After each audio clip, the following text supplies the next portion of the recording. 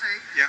But the first day I had a hat and sunscreen on, and my lips just broke out in these blisters. These feel more like chemical burns. Yep. And these lips, some of the old, it does not affecting everyone the same. Obviously, all our bodies are different. Yep. So there were people in a first aid tent that were holding their ground because they had sick people there. And they've got the blue shirt police that were fairly friendly. Yeah. Under the circumstances, and then you've got these other black ones. Our country's in distress.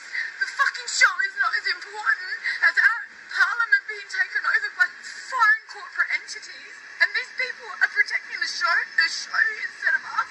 So I don't know what happened to that woman. These evil men in black got her. She was on her knees peacefully, and they're just yelling and screaming at her. They've got the dog going. I don't know if the dog got her, but one woman, I could have taken her down on my own.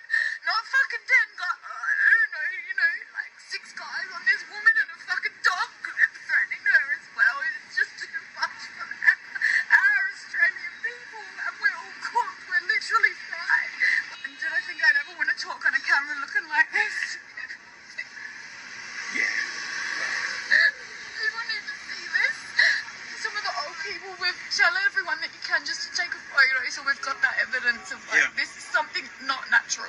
We don't know if they're using weapons against their own people, is what it seems like.